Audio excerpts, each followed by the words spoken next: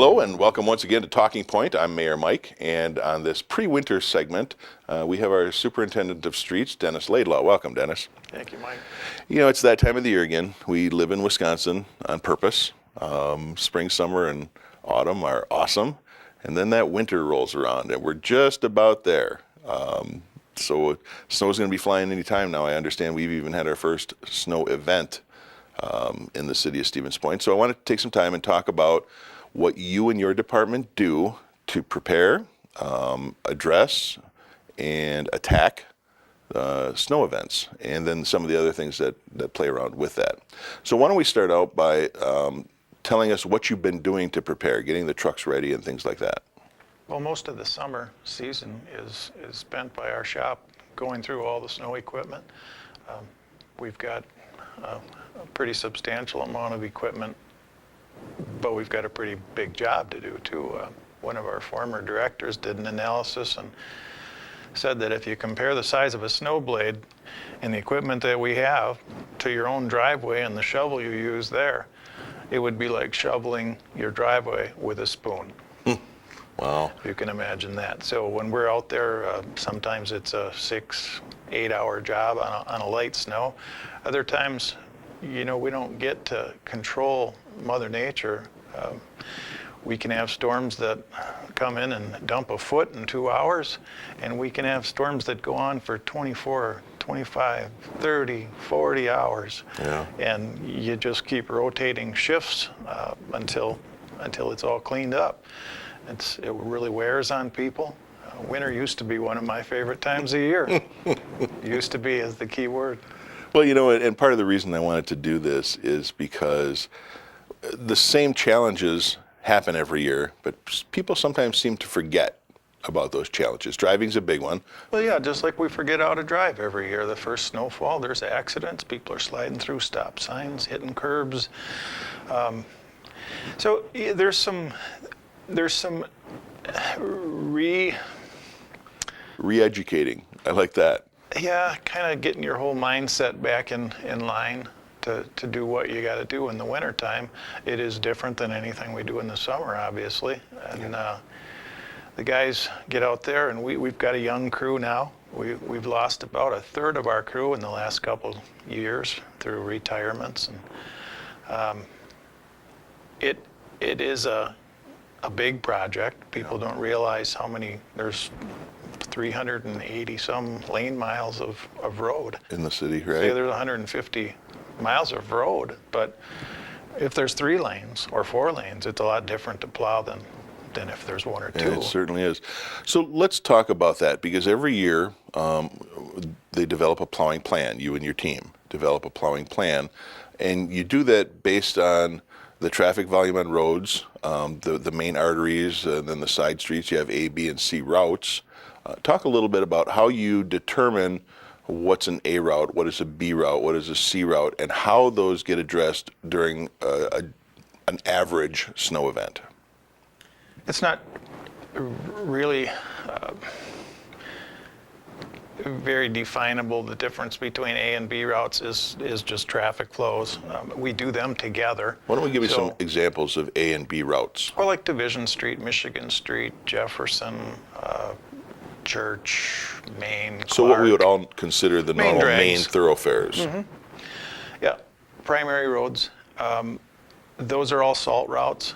Those are the only places we spread brine or salt. Brine we put down prior to a storm based on the available information. As you know, the weather prediction is not a certain science. Right. It's more of an art, and we use the available information to prepare. That doesn't always hit the mark, so sometimes our preparation is for more than we get. Sometimes we've prepared for less than what we get. But in the end, whether we get 2 inches of snow, and that's the point at which we will plow the whole city, is at 2 inches. That's the city policy. But when you get 2 inches or you get 12 inches, basically it's the same thing. You scrape the snow off and then you salt it. Now, if that 12 inches comes over a 20-hour period, obviously you're going to be going through this process a number of times and through several shifts to do that. So it's something that you got to think on your feet. You got to react according to what conditions Mother Nature presents. We don't get the timing, we don't get the severity, we don't get the amount, we don't get the temperatures.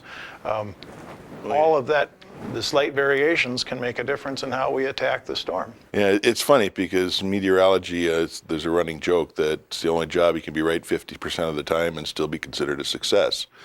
So, we do the best we can with the information we have. We use National Weather Service. I know I get the alerts now to try and keep up. You email me real well, I suppose, on snow events and if we need to declare a snow emergency. That's something else I want to make clear is we call it a snow emergency when I make a declaration to prohibit on-street parking. But we call it an emergency because it's part of the state statute's emergency powers of the mayor.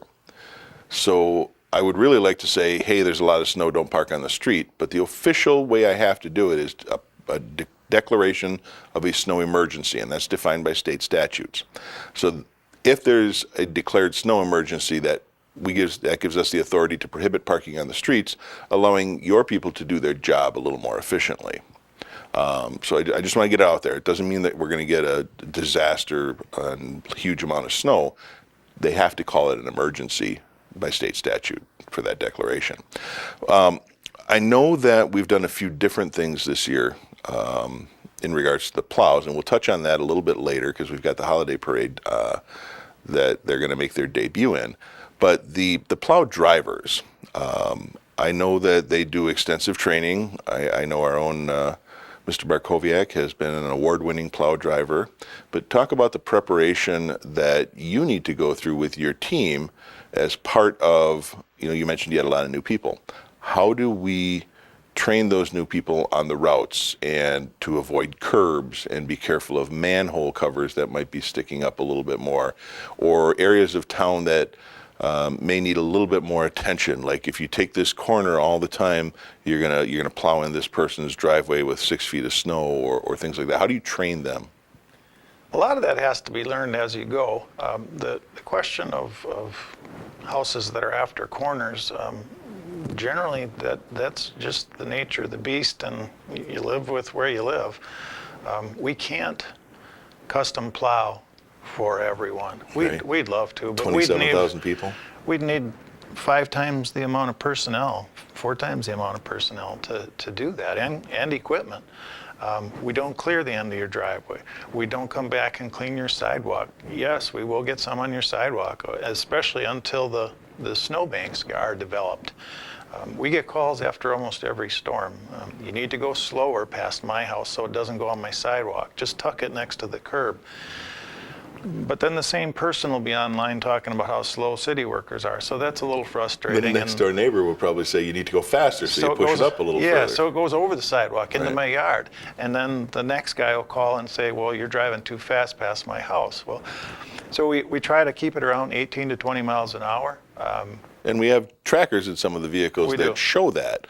I really like that when people call and say, hey, your plow truck went by at 40 miles an hour and knocked over my garbage cans or whatever it happened to be. And I'm like, I'll look it up. And I'm like, no, they went by at 8:37 and they were going 22 miles an hour. Mm-hmm. It always seems, because it's a big piece of equipment, it seems like they're going faster and it's making more noise. Exactly.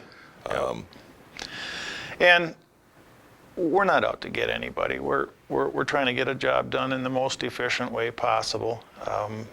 Part of home ownership in Wisconsin is clearing the end of your driveway and your sidewalk.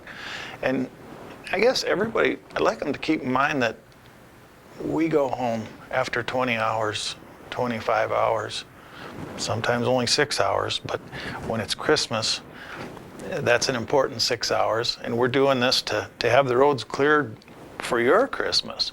And when we go home, we've still got to clean our driveway because we don't stop and clear our driveway. Yeah. That you can get fired for that. That's not a good thing. So we try to treat everybody equally. Again, we're trying to be efficient and get the job done so that the roads are safe. Well, and I know, I've ridden along with some of the drivers on their routes, and we have, they're part of our community. Absolutely. They know, they don't go out of their way to push snow in your driveway. No, we They pay do the taxes best too. they can to make it as easy for you as they're able to, while still looking out for the overall good of the city. I get calls occasionally, well, why can't you have your plow driver come back, and instead of doing it at 8 o'clock, have them do it at 7 o'clock, so it's done, or they're plowed in before I need to shovel, so I don't have to shovel twice. And I tell them, I said, well, if you can get Mother Nature to only snow prior to 7 o'clock, we'll be okay. It doesn't work that way. We can't say, okay, we're going to plow your road at 8:15, because that's just not how it works. Most of it is a reactive process. It is. The only place we can be proactive is in preparing for it, and now we are using a lot of brine. Our Assistant Superintendent of Streets, Luke Cronstead, has come up with a number of improvements, partially by attending the available education that's out there. Let's talk about that a little bit, because we've been using that for a couple of years, but it's kind of a new concept. People will see the trucks out before a snow event, and that's because we're spreading the brine. And it's new for us. Talk It's about been what the around brine- since the 80s. Yeah, talk about what the brine is, what its purpose is, and how much savings we see because of that. Well, we've got a brine maker. It produces a 23.3% salt solution in water. You think that's crazy, putting water on the road when it's cold out. Well, it actually lowers the freezing point, and it activates the salt. Salt needs moisture to activate. So you can spread dry salt on snow, and it'll try to melt in and gather more moisture, and that'll actually exacerbate the process and get the thing melting. But if you pre-wet that salt, it'll activate a lot faster and do the job quicker, and it'll save salt. If you pre-salt the road with brine prior to the storm, I've seen an inch or more disappear just from that, and it could be residual. You could do it a day before. So it's a nice tool to have in our toolbox. We also have spreaders that have tanks on them to hold brine, and they pre-wet the salt before it goes down. So what we are applying, net effect is it saves quite a bit on salt. I would say we've had better than a 40% improvement in the last 5 years, which is substantial considering that we spend a couple $100,000 a year on salt. Well, and that brine mixture also helps by not allowing the snow, when it gets compacted by vehicles, to adhere to the pavement. Correct. So you have a layer Yeah. that actually makes it easier to remove the snow. So if people have been driving on it, it's packed down, but it's still easier to remove from the asphalt or concrete because it's not sticking. Now, I know that there are people who don't like the use of salt because of the damage that it does to cars. We're not looking to damage your vehicle anymore. We're doing it because it's a matter of public safety. We need to keep those roads as clear and safe as possible for those drivers, because as you said earlier, and I've experienced, people tend to forget how to drive in the winter. And it takes them a good 3-4 snowfalls to reestablish that memory, I guess. And we've invested considerable time in the technology that we have and making sure that we apply the minimal amount of salt to accomplish what we want to accomplish. Most of the guys are hunters and fishermen, and I fish. I don't want salt going in the river any more than it has to. It is extremely diluted by the time it does, but if you think about the thousands of cities all along the Mississippi waterway, it's feasible that by the time it reaches the ocean, it's saltwater already. So we do what we can to control that. We've even had some internal conflicts because some of the guys that have been around a lot longer want to apply by eyeball rather than by calibration. Mm-hmm. And I think we've shown in the last couple of years that it works just as well if we put the right amount than if we put down too much.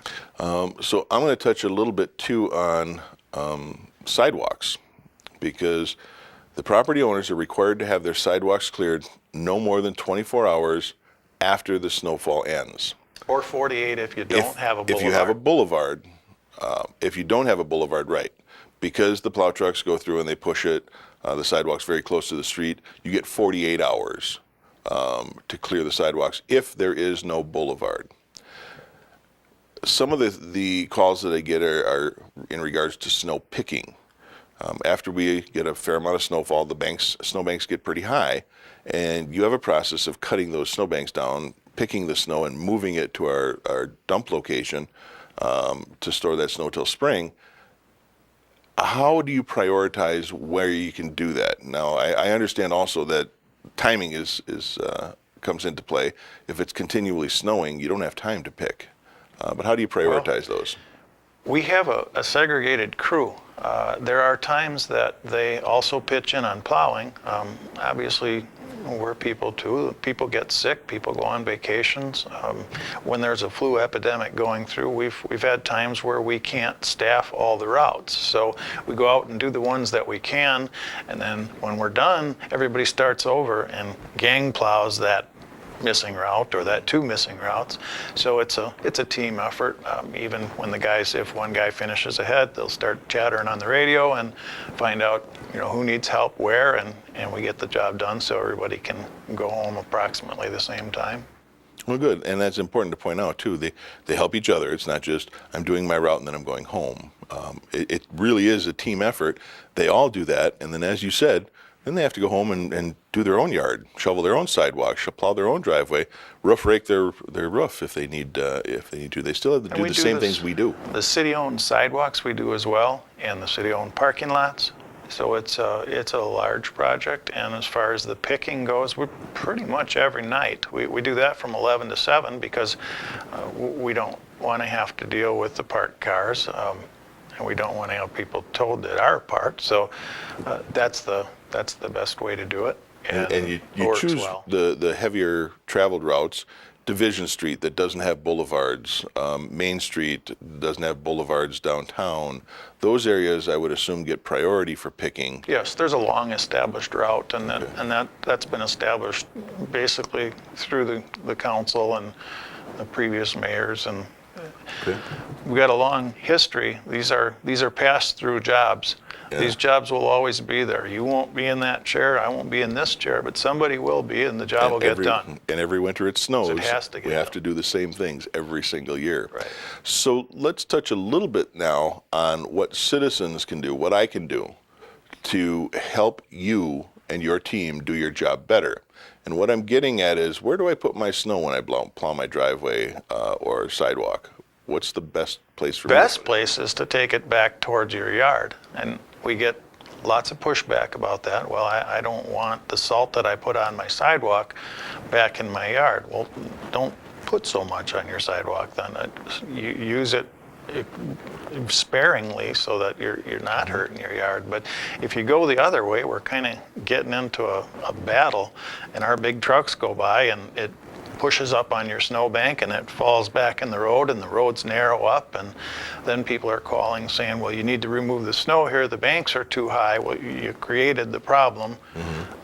Work with us and we won't have as much of a problem. We don't have the personnel to pick snow on every street all year long. We do get orders from the police department at times that the snowbank on this corner is obstructing the vision triangle. People can't see to get through the intersection. Could you remove this one? And of course, we do. But we don't have time to do that everywhere in the city. Yeah. Some things I see, and I want to point out and remind our listeners and viewers that it's illegal to blow your snow or shovel your snow into the street. You could get a fine for that. We don't want to do that. That's a $100 fine. I haven't seen it exercised in the past. Perhaps with our new ordinance control officer, we will have some of that. But we try to stop and talk to the people and ask them nicely not to do that, because you as a taxpayer, you're paying me to clear the road, and then you're blowing snow back in the road, and all your neighbors got to drive through, and I get calls, well, you didn't plow this street. Yeah, we did. Actually, we were through at such and such a time. Your neighbor is blowing his whole sidewalk and his whole driveway out in the road. I don't know if they're mad because it's winter and they want to show the city that you can't push it in my driveway, I'll show you. I don't know what the thought process is, but it's not helpful. That's one thing. That keep your snow on your property. It's no different than, you can say, well, the city put their snow in my driveway. Well, now it's yours and it's for the public good, and we all have to deal with And it. that's what I do. I try and throw it on my front yard, shovel it that way, plow it that way, push it to the back. One thing I do is I have a four-wheeler with a plow to do my driveway because it's a longer driveway, and I push it to the back of my yard as far as I can because I never know how much snow I'm going to get that season. And if I don't push it far enough back, well, then there's no place for me to move it if I keep plowing and plowing and plowing. There's So little tricks like throwing more of your snow on the downstream side of your driveway, so when the plow goes by, he's not picking up the pile you just put there and shoving it back across your driveway. he's doing it to your neighbor, It the next house carries down. yeah, it does. And it- So we all have to be walkways and courteous and responsible. Our plow drivers are a great bunch of people, and they lot do of the best they dedicated can people in I the think interest people of the city. forget that. When you get called at 2 o'clock in the morning and all of a sudden it's Yep, Saturday you and gotta come in. you just drop whatever plans you had and you work all Saturday night and all Sunday and maybe go home well after the football game ends. And that hurts, but gee, that's where we're at, and that's what we get paid to do. And I'm not looking for pity, but some understanding is always nice. Yeah, and it's important to know that these are people too doing the best job they can. Sometimes people wave at them. Even sometimes they use all 5 fingers. But it's important to know that this is nothing personal. So when you see those plow drivers, know that they have families too. They have to do their own yards, and they're helping us as a community before they go do their own thing. Don't blame the drivers for Mother Nature's things that happen every single year. As the snowbanks get higher, the patience levels get lower, and everybody starts waiting for spring. Let's talk a little bit about garbage pickup, because that gets to be a challenge in the winter when you are needing to put your cans out, but your snowbank is high. Where can people put their garbage cans, and what shouldn't they do with their garbage and recycling bins? Don't put them on top of the snowbank.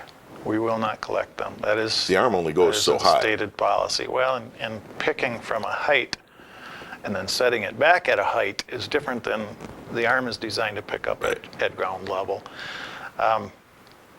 That works well. You have a number of options in the winter. The worst situation is when it's your garbage day and there's fresh snow. Obviously, we got to plow. So when it's not your garbage day, it's convenient to shovel out a little area on your boulevard to put your carts. A lot of people do that. A lot of people just put them in the road with the wheels to the curb, and that can be difficult. We've had in areas that are rather congested for parking, we've had people move carts. You can put them in your driveway. Not all that convenient. You got to pull your car out in the street, pull your cart down, leave it in the driveway. You get home, there's carts in your driveway. You got to move them before you can pull in your own driveway. I get it. That's not handy, but it's a way of dealing with it, and we all have to deal with it. Having a little shoveled out area on your boulevard is another way to do it. But there isn't a great way to do it in the winter, especially when we have fresh snow and you're going to get plowed that day. You put them in the street and the plow comes along and there your garbage can got knocked over just from the snow pushing it. Well, that can happen, and there's not a lot we can do about it because we've got a big job to get done. Right, and I use the option of I plow or snow blow a little area of the boulevard to put my cans in. I know other people that put them on the edges of their driveway approach, one on each side maybe. So each person is going to have to figure out what works best for them, but the bottom line we want to let everybody know is don't put them on top of the snowbanks. Right. The trucks will likely not pick them up. And it's very difficult if they choose to do that. And that's, of course, at the driver's discretion. We have policies that they follow.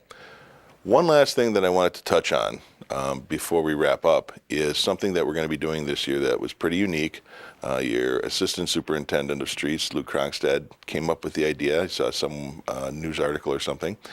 And what we did was we talked some area middle schools, 5 to be exact, in the city of Stevens Point, and gave them a project. You want to talk a little bit about what that is? Well, basically we dropped off a plow blade at a number of schools and they decorated them. Most of them are some theme of their school mascot or something along that line.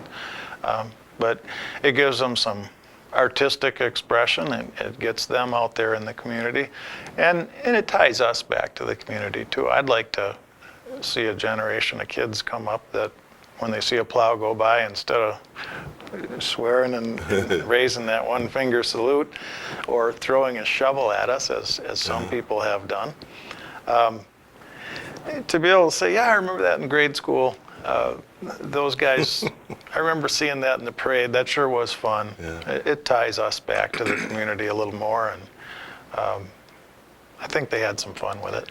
So we've got McKinley School, McDill, Bannock, Jefferson, and Washington.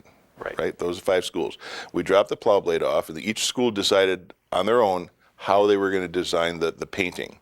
Frank's Hardware, a local hardware store in here in Stevens Point out on the east side, who's always been willing to step up, jumped in at the chance to help, and they donated gift cards so the students could buy materials, paints and brushes and things like that. So a big thank you to Frank's Hardware for stepping up on that too. The kids then chose their design through whatever method, and they all participated in painting it. And then we picked up those plow blades. We put a clear coat on it because plowing is going to bang things up, and we want to make them look as good for as long as possible. And then those plows, most importantly, are going to be assigned to the routes that contain those schools. So the Madison School plow blade is going to be on the route that plows the area around Madison School, if I understand that correctly. When possible. When possible. So the kids will be able to see their artwork at work, so to speak. And we're making our big debut at the holiday parade right down Main Street. We're going to have all 5 of those vehicles for the first time ever, so everybody can see the students' work, and I think that's going to be really cool. So, Dennis, I want to thank you for meeting with us again and helping us remind everyone what we need to do with the winter season coming up. If anybody has concerns, they can contact your office. What's the number there? 715-346-1537. Okay, and if they have any questions, they can also visit our city website. It's got information about plowing and things to do in winter and what not to do. And hopefully we're going to have another safe winter season get through. I'm already waiting for spring. So hopefully things will all fall into place. I want to thank you, Dennis, once again for appearing on the show. And until next time, I'm Mayor Mike, and we have been Talking Point.